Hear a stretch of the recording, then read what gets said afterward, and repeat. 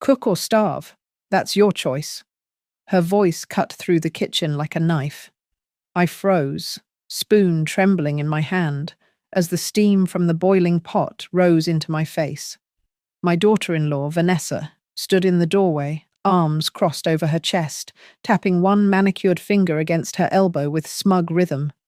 Her lips curled into a smirk, like she was savoring my humiliation. I felt the sting of tears press against my eyes, but I swallowed them down. I wasn't going to give her the satisfaction. Not her. Not today. But Vanessa leaned forward, her glossy black hair falling over one shoulder. Her perfume, sharp, artificial, filling the space between us. And don't even think about telling Ethan. He'll never believe you. Ethan. My son. My only child. The boy I carried at 19, raised with every ounce of strength after his father walked out on us. The man I sacrificed for. Late nights, double shifts, skipped meals, just to see him graduate, succeed, build a life. And now that life included her, Vanessa, his wife, the woman who smiled in front of him and spit venom when his back was turned. I wanted to scream at her, to throw down the spoon and remind her that this was my kitchen, my house, before it was ever hers, that I had earned respect with every wrinkle on my face, every callus on my hands. But my voice caught, because deep down I knew she was right. Ethan wouldn't believe me. He never did. Every time I'd tried to explain, every cruel word, every little jab, he brushed it off. Mum, she's stressed. Mum, you're overthinking it.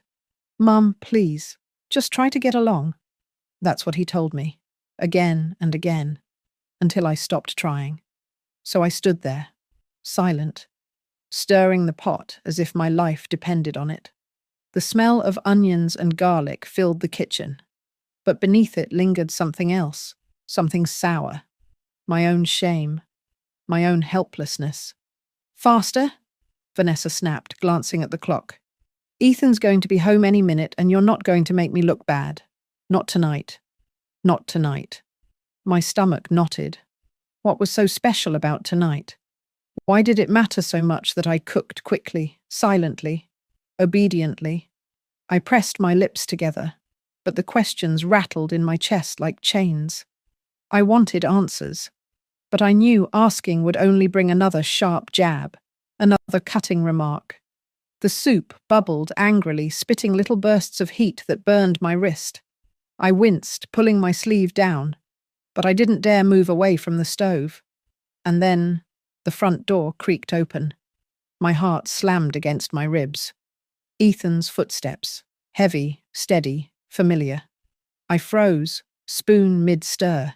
Vanessa's smirk instantly transformed into the sweetest smile, her voice sugar-sweet as she called out, "Honey, you're home!" I didn't turn around. My hands shook. My breath caught. Would he notice? Would he see me here? Shivering over a stove, beads of sweat running down my back, my whole body tense like I was a prisoner in my own home. The footsteps grew louder, closer, then silence. I felt it. His eyes on me. "Mama?"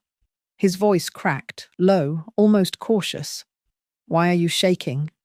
The spoon slipped from my hand, clattering into the pot with a splash that burned my skin. I gasped, but I didn't move. Couldn't, because in that moment, every muscle in my body went cold. He had seen, but would he finally understand? Or would this be the moment my son, the boy I had given everything for, looked at me, saw my pain, and still chose her? You need to understand something before I go any further. I wasn't supposed to live like this. My name is Diane. I'm 60 years old. And if you had told me years ago that I'd be standing in my own kitchen, treated like a burden by my son's wife, I would have laughed in disbelief. Because my whole life, I fought tooth and nail to build something out of nothing. I was 19 when I had Ethan. His father, my high school sweetheart, was gone by the time Ethan turned 3.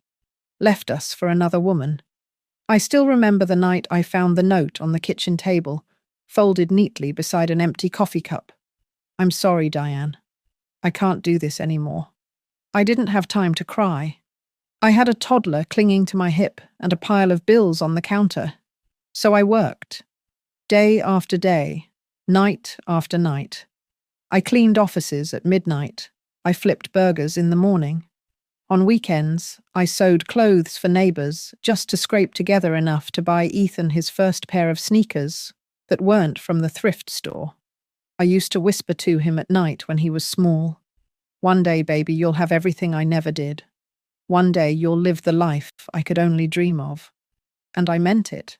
So when he grew up strong, smart, and ambitious, I thought my sacrifices had finally been worth it. He got into college on scholarships, graduated with honors, and landed a steady job in finance, the kind of job that gave him pressed suits, a shiny watch, and weekends at wine tastings I could barely pronounce. I was proud, so proud. And then he met her, Vanessa. She was stunning, I'll give her that. Chestnut hair styled in perfect waves, lips painted red like she had stepped right out of a magazine. She was 10 years younger than Ethan, a yoga instructor with a social media following, always dressed in designer clothes that looked effortless, but cost more than I made in a month. The first time she shook my hand, her nails dug into my skin just a little too tight. Her smile was wide, but her eyes, icy, calculating. Still, I told myself, if she makes Ethan happy, then I'll make peace with it. But happiness wasn't what she brought.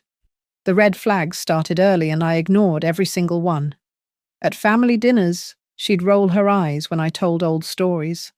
When I brought Ethan's favorite casserole, she'd wrinkle her nose and whisper, "So heavy. We don't eat like that anymore."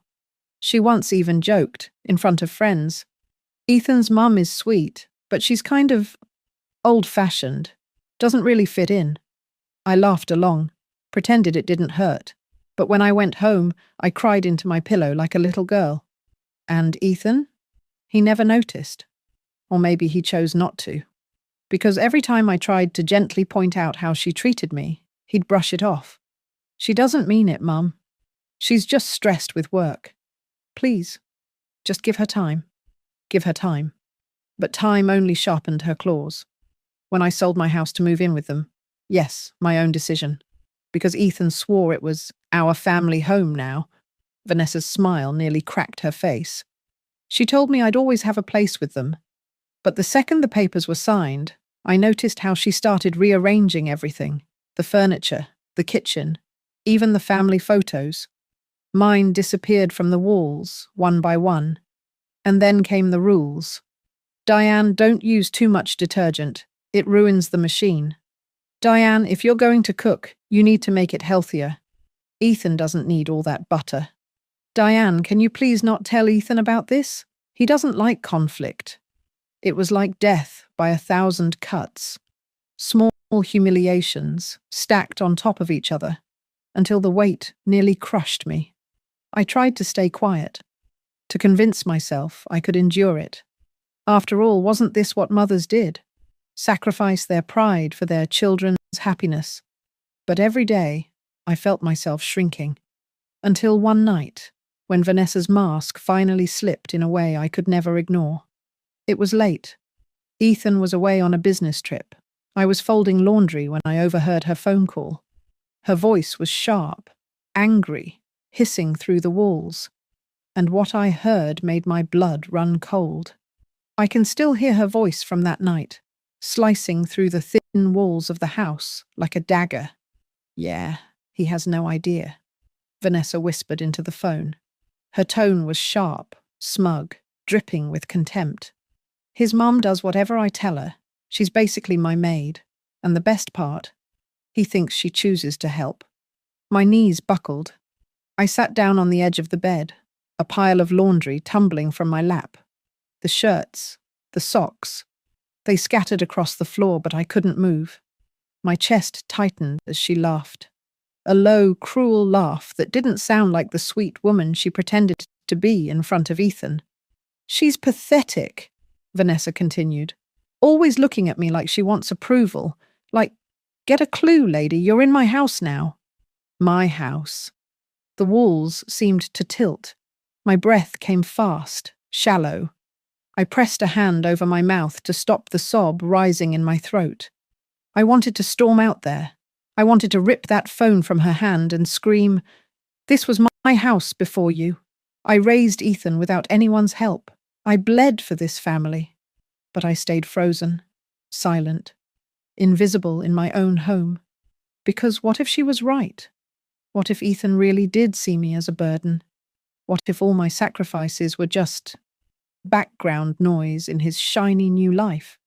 The phone call ended with her laughter echoing down the hall, and I sat there in the dark, surrounded by unfolded laundry, staring at the floor like a woman who'd lost everything. That night, I barely slept. The next morning, she acted as though nothing had happened, cheerful, humming as she blended her kale smoothie, asking if I could iron Ethan's shirts before his trip ended. I nodded, my throat raw, my eyes burning from sleepless tears. And it only got worse. She started snapping at me openly. "Don't put too much salt in the pasta, Diane. Why are you wearing that old cardigan again? It makes the house look depressing. Do you have to sit in the living room while I'm recording my yoga videos?" I became a ghost in my own life. Careful, quiet, until the day it all boiled over. It was a Tuesday evening. I remember because the sun was setting, orange light flooding the kitchen. I had been stirring soup for nearly an hour, sweat dripping down my back. Vanessa leaned against the counter, scrolling on her phone, barely glancing at me. "Faster," she said without looking up. My hand trembled. "I'm trying," I whispered. She looked up then, her eyes narrowing, her lips curling into that familiar smirk. "Then try harder. You're so slow, Diane. No wonder Ethan always feels stressed when he's home. You make the whole house feel heavy." Her words hit me harder than a slap. I felt something inside me snap. "Don't you dare talk about me like that," I said, my voice shaking. Her eyebrows shot up in mock surprise. Then she leaned closer, lowering her voice to a venomous whisper. "Cook, or starve." And she shoved the grocery bag toward me, the sound of cans and vegetables crashing against the counter. I stood there, stunned, my hands clenched so tight the spoon nearly broke in half. And that's when the front door opened. Ethan's voice echoed down the hallway. "Mum? Vanessa? I'm home." Vanessa's face changed in an instant. The smirk melted into a wide, sugary smile. She smoothed her hair, fixed her blouse, and called out sweetly, "Honey, you're just in time for dinner." I froze. Would I tell him? Would I finally reveal what she'd said, what she'd done? Or would I stay silent, let her win again, and keep shivering in the shadows of my own home? The footsteps came closer. My son's familiar silhouette appeared in the doorway. His eyes landed on me, sweating, trembling, gripping the spoon like a lifeline. And for the first time, I saw confusion flicker in his face. Concern. "Mama?" he asked softly. "Why do you look so scared?" Ethan's question hung in the air like smoke. "Why do you look so scared?" My lips parted, but no sound came out. My chest rose and fell in short, shallow breaths, and the spoon rattled in my trembling hand. Vanessa slipped into the silence like she always did, swift, polished, manipulative. She let out a light laugh, brushing a strand of her chestnut hair behind her ear. "Oh, Ethan. She's fine. She just gets overheated when she cooks. I told her she should sit down, but you know your mum. Always fussing." Her voice dripped with sweetness, honey laced with poison. Ethan's eyes darted between us. I could see the confusion on his face, the doubt tugging at him. For a moment I thought, finally, he sees it. I took a shaky breath. "Ethan, But Vanessa cut me off, stepping closer to him, laying a hand on his chest like a protective wife. "Don't worry, baby. Dinner's almost ready. Why don't you go wash up? You must be exhausted from work." Her smile was so wide, so convincing, I watched the concern drain from his face in seconds.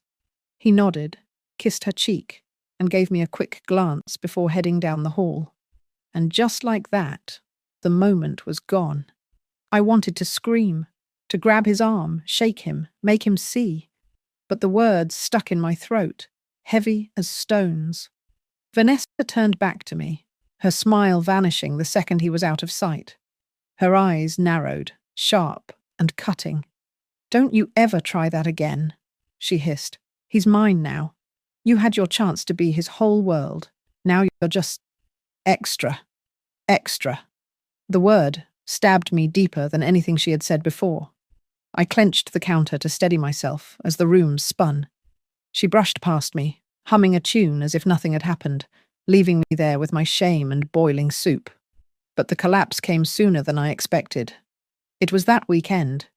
Ethan had invited a few colleagues over for dinner. Vanessa was determined to show off. Her perfectly decorated dining room, her organic menu, her homemaker charm. Except she didn't lift a finger. I cooked. I set the table. I ironed the tablecloth. All while Vanessa floated around the house, sipping wine and arranging flowers.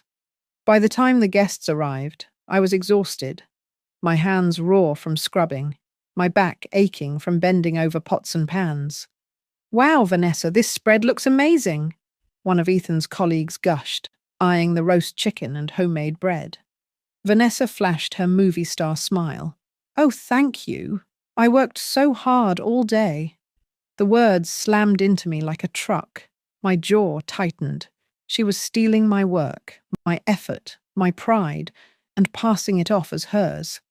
I waited for Ethan to correct her, to say, "No, my mum did all this. She always takes care of us." But he didn't.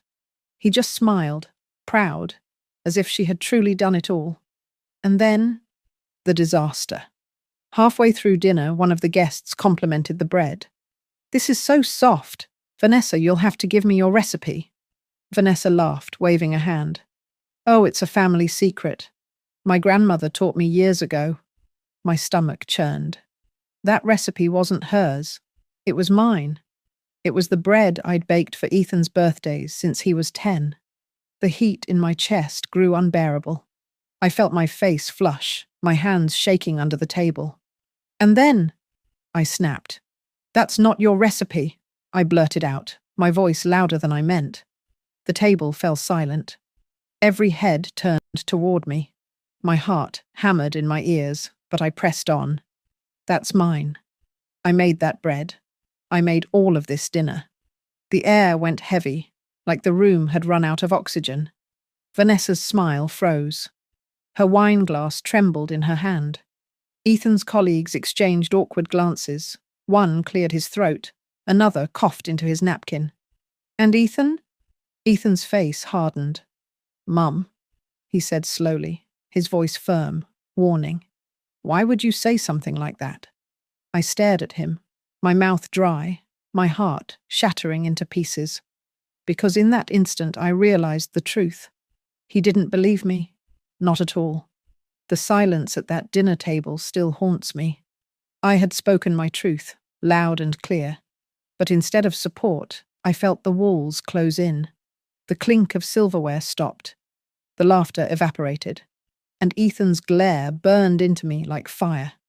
"Mum," he repeated, sharper this time. "That was uncalled for." I felt my throat tighten. My palms grew slick.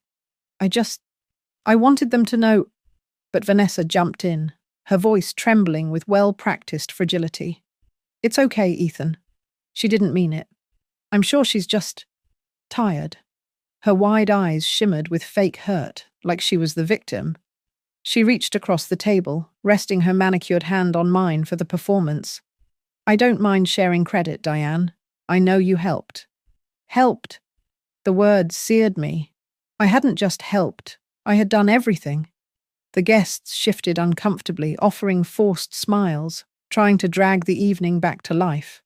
But the tension lingered, thick as smoke. By dessert, nobody was really eating. Nobody was laughing. And when the door closed behind the last guest, Ethan exploded. "What the hell was that, Mum?" His voice was sharp, loud enough to rattle the glasses in the cabinet. "You embarrassed Vanessa in front of everyone." Embarrassed? I stared at him, my voice trembling. Ethan, I cooked everything. She lied. She said the bread was her grandmother's recipe, but it was mine. You know it was mine. Vanessa gasped softly, pressing a hand to her chest like she'd been stabbed. Ethan, I never claimed. Don't, I snapped, the anger finally boiling over. I heard you. I heard every word. Her face flickered for just a second, the smirk threatening to break through her mask, but she quickly replaced it with tears, big crocodile tears that slid down her cheeks. Ethan, she whispered, voice cracking. I don't know why she hates me so much. My heart dropped. Hate? Ethan turned to me, jaw tight. Mum, I don't know what's gotten into you lately, but this has to stop. And just like that, I was the villain. The days that followed were worse than anything I could have imagined. Vanessa knew exactly how to play her cards. She started whispering lies into Ethan's ear when she thought I couldn't hear. She criticizes me constantly. She makes me feel unwelcome in my own home. I think she resents our marriage. One afternoon, I caught her on the phone with one of Ethan's aunts. Her voice was low, conspiratorial. I'm worried about Diane. She forgets things. She gets angry out of nowhere. I don't want to say dementia, but dementia. The word echoed in my head like a curse. She wasn't just painting me as difficult. She was painting me as unstable. I wanted to scream, to rip the phone from her hand, to expose every cruel word she'd ever spoken. But when Ethan came home that night, he looked at me differently, suspiciously. Mum, he said gently, too gently. Vanessa told me you've been under a lot of stress. Maybe you should see someone. Just to check, you know? A doctor. The betrayal hit harder than a slap. My son, the boy I'd raised through hunger, sickness, loneliness, now looking at me like I was broken, like maybe I was losing my mind. And Vanessa stood behind him, her arms wrapped around his waist, her head on his shoulder, watching me with a smile so faint I knew it was just for me. A victory smile. The walls of that house felt like they were closing in tighter every day. I avoided her, but she always found ways to corner me, leaving lists of chores taped to the fridge, making snide comments in passing, acting sweet the second Ethan entered the room. I felt trapped, powerless. Until one evening, when I overheard something that changed everything. Vanessa was in the living room with Ethan, her voice hushed but firm. We need to talk about the house. I know it's technically in her name, but she's not, well, if she really is slipping, maybe it's time to get the paperwork in order. My blood ran cold. The house. My house. The one I had sold my soul to keep. The one I had signed over jointly when Ethan begged me to trust him. She wasn't just trying to push me out of the family. She was trying to erase me. I barely slept after overhearing Vanessa's scheme about the house. Her words kept replaying. Maybe it's time to get the paperwork in order. She wanted me gone, not just from Ethan's life, not just from the dinner table, but from the very roof over my head. For days, I walked around in a fog, waiting for the axe to fall. Every time Ethan's phone buzzed, I wondered if it was her whispering more poison into his ear. Every time the mail came, I feared legal documents would be tucked among the envelopes. But I couldn't stay quiet anymore. Not after everything I'd sacrificed. Not when she was plotting to take the last piece of my dignity. The confrontation came sooner than I expected. It was a Sunday afternoon. Ethan had just returned from a jog, his shirt damp with sweat, his cheeks flushed. Vanessa trailed behind him, perfectly styled, despite claiming she'd gone with him. I was in the kitchen, folding a stack of dish towels, when I heard her. Ethan, we can't keep ignoring this, she said, her voice firm but soft enough to sound caring. Your mum isn't well. She's paranoid. She lashes out. Last week, she accused me of lying in front of your colleagues. If we don't act, she could ruin everything you've built. Her words sliced through me. Paranoid? Lashing out? I dropped the towel. That's enough. I said, stepping into the living room. My voice trembled, but I didn't care. You will not lie about me in my own home. The room fell silent. Ethan froze, his eyes flicking between us. Vanessa's lips parted, then curved into a trembling smile. Diane, please, she said, her tone laced with fake pity. We're just worried about you. I laughed bitterly. Worried? You've done nothing but belittle me since the day you walked through that door. Ethan raised a hand, his brow furrowed. Mum, let's calm down. No! The word shot out of me before I could stop it. My hands shook, but my voice grew louder, stronger. I will not calm down, Ethan. Not when she's trying to make me look crazy. Not when she's trying to steal this house out from under us. His eyes widened. What are you talking about? I turned to Vanessa, glaring. Tell him. Tell him what you said. About the paperwork. About how I'm not well enough to handle things anymore. For the first time, Vanessa faltered. Her perfect smile cracked, her jaw tightening. But she recovered quickly, shaking her head. Ethan, that's not true. She must have misunderstood. She's been under so much stress. Stop lying. My voice shook the walls. I heard you. With my own ears. And don't you dare twist this anymore. Ethan looked at her, confusion flashing across his face. Vanessa, did you say that? She laughed nervously, reaching for his arm. Of course not. Baby, you know I'd never… But this time, something in his expression shifted. For the first time, doubt crept in. I stepped closer, my voice breaking but fierce. Ethan, I raised you alone. I worked 3 jobs to keep food on the table. I bled. I starved. I gave up everything so you could have a better life. And now she wants to erase me, to make you believe I'm weak, unstable, worthless. But I am none of those things. Tears spilled down my cheeks, hot and unstoppable. I am your mother, and I will not let her destroy me. The room crackled with tension. Vanessa's face flushed crimson, her mask slipping for the first time. She turned to Ethan, her voice shrill. Are you really going to believe her over me? After everything? She's manipulating you, don't you see? But Ethan didn't answer. His jaw clenched. His gaze lingered on me, then on her. And in that silence, I saw her panic rise. For once, the control wasn't entirely hers. Vanessa's eyes darted wildly, her voice cracking. You know what? Maybe this isn't working. Maybe your mum should just leave. The words hung in the air like a final blow. But instead of breaking me, they lit a fire inside. No, I said, my voice low but steady. I'm not leaving. Not this house. Not my son. Not my life. Vanessa's mouth fell open. Ethan exhaled slowly, his shoulders heavy. And then he spoke words that made my heart stop. Maybe it's time I heard everything. From the beginning. Ethan's words echoed in the silence. Maybe it's time I heard everything. From the beginning. Vanessa's face drained of colour. She wasn't expecting him to say that. Not after months of spinning her web, feeding him lies and turning him against me. For the first time, she looked cornered. My chest rose and fell in shallow breaths. But I knew this was my chance. Maybe my last chance. So I told him. I told him about the insults whispered when he wasn't around, about the phone call where she mocked me, calling me her maid, about the night she claimed my bread recipe as her grandmother's, humiliating me in front of his colleagues, and finally, about overhearing her scheme to take the house.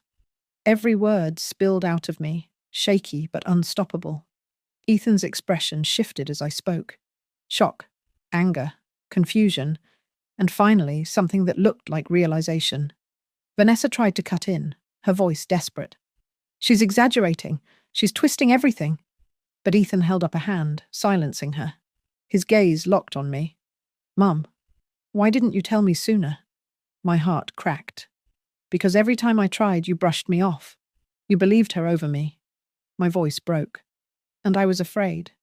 Afraid that if I pushed too hard, I'd lose you completely. The tears I had swallowed for months spilled freely now, running hot down my face. For a moment, Ethan stood frozen. Then he turned to Vanessa. "Is any of this true?" His voice was low, dangerous. She faltered, just for a second. Her eyes darted to the floor, then back to him. "Of course not, Ethan. She's jealous. She can't stand not being the center of your life anymore." But Ethan's jaw clenched. I knew that look. It was the same one he had as a boy when he caught a classmate lying. His eyes narrowed, sharp, cutting through her excuses. "Enough, Vanessa." The words landed like a hammer. Her mouth fell open. "What?" I said enough. "I've ignored the signs for too long. I wanted to believe you, but I know my mother. She's never lied to me. Not once." The blood drained from her face. She stumbled back a step, her voice rising. "You're really taking her side? After everything I've done for you?"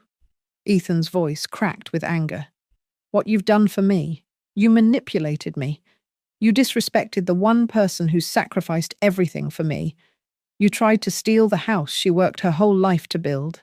Vanessa's hands shook. She opened her mouth, but no words came out. For the first time, her mask had shattered completely. And then she left. Stormed out the front door, slamming it so hard the walls shook. The silence that followed was deafening. I stood frozen, my heart pounding in my chest. My knees felt weak, like I might collapse. Then Ethan turned to me. "Mama?" His voice was soft, almost broken. His eyes glistened with tears. "I'm so sorry. I should have listened. I should have believed you." I tried to speak, but all that came out was a choked sob. He stepped forward, wrapping his arms around me like he hadn't done in years. And for the first time in so long, I felt my son, not as the man torn between two lives, but as the boy I'd raised, the boy who once clung to me when storms shook the house. We stood there for what felt like forever. The days that followed were messy.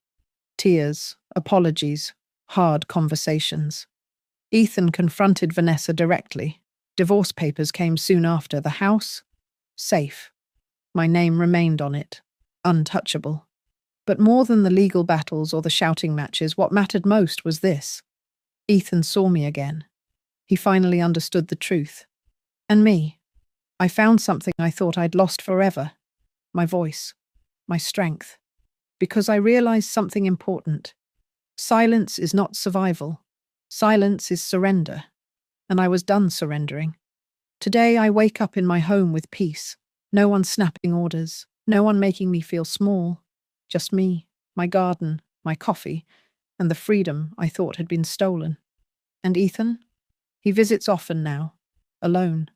And every time he thanks me for never giving up on him, even when he couldn't see the truth. Would I ever forgive Vanessa? No, not for the lies, not for the cruelty. But I don't need revenge. Her absence is victory enough. And if you take anything from my story, let it be this. Never let anyone erase your worth. No matter how small they try to make you, your truth will always shine through if you find the courage to speak it. So tell me, if you were in my shoes, what would you have done? Let me know in the comments, and don't forget to subscribe for more true stories.